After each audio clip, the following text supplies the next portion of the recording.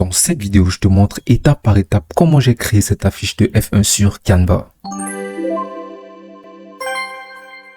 Salut à toi, ici je te présente des astuces et idées de création incroyables et faciles à faire sur des plateformes de design telles que Canva. Alors si ça t'intéresse, profites-en, abonne-toi et laisse-moi une note sur 10 en commentaire. Merci d'avance. D'abord, on va importer tous les éléments nécessaires pour notre affiche. Donc, on va importer toutes les images nécessaires pour la conception de notre affiche et on va venir les poser directement sur une deuxième page. Maintenant, on va retourner sur notre première page qu'on va se rassurer de mettre sur la couleur rouge. Ensuite, on va venir cliquer sur une des images et on va venir cliquer sur effacer l'arrière-plan.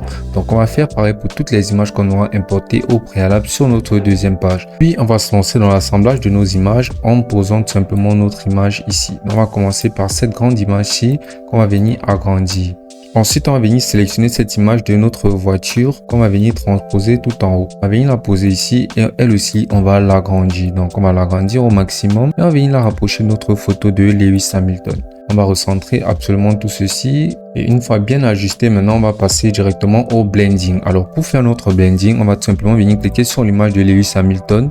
Et ensuite, on va pouvoir scroller et on va venir cliquer sur Appli. Maintenant, sur la section des applications, on va venir sélectionner Image Blender. Là, on va venir cliquer sur Blend Selected Image. Et on pourra directement se lancer dans le blending de notre image. Donc, je vais essayer de faire ce blending exactement comme je fais ainsi.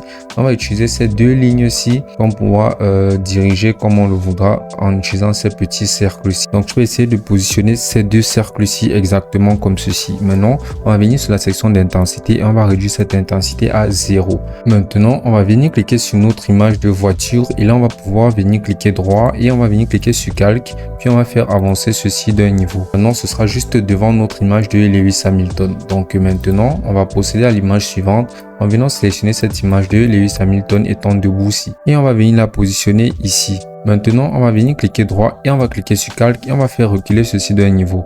Maintenant, ce sera derrière la voiture comme on peut l'apercevoir ici. Ensuite, on va venir prendre notre dernière image qu'on va venir transporter jusqu'en haut. Et ici, on va pouvoir opérer une dernière fois à un blending. Donc, ce qu'on va faire sera de venir cliquer à nouveau sur l'image et toujours sur Image Blender, on va à nouveau cliquer sur Blend Selected Image. Maintenant, on va venir procéder à notre blending et on va essayer de le faire exactement comme je montre ici.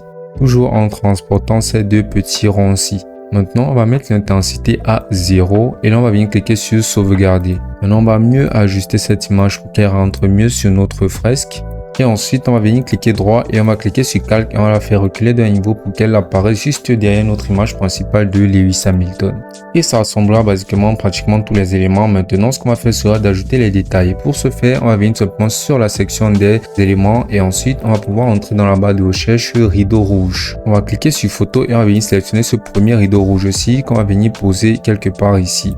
Maintenant, on va venir scroller à nouveau sur l'application de Blend Image. On va à nouveau cliquer sur Blend et là, on va cliquer Select Blend Image et on va procéder à un dernier blending pour pouvoir donner ce petit effet à notre rideau pour qu'il rentre mieux sur l'image. Donc on va ajuster ces deux rangs de telle sorte à ce que ça se fâte un peu plus sur notre image. Donc on va le laisser comme ceci et on va pouvoir réduire l'intensité à 0. Maintenant on va cliquer sur sauvegarder. On va ajuster ceci un peu mieux, de telle sorte que ça rentre parfaitement. Maintenant, on va venir cliquer sur calque et on va venir faire reculer ceci d'un niveau.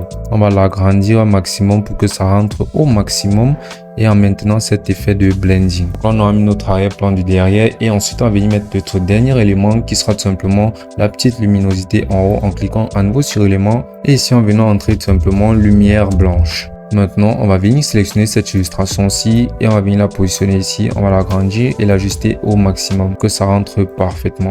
Et le rendre encore mieux, on va venir cliquer sur la section des transparences. On va réduire la transparence de cette luminosité-ci. Et pour terminer, on aura juste entré nos derniers détails qui sont pour le coup nos logos de Ferrari et de la F1. Et ensuite, on aura juste à cliquer sur partager puis sur télécharger pour télécharger notre design que voici d'ailleurs. Merci d'avoir regardé la vidéo jusqu'à la fin. Si tu as aimé, abonne-toi, lâche un like et mets une note sur 10 en commentaire.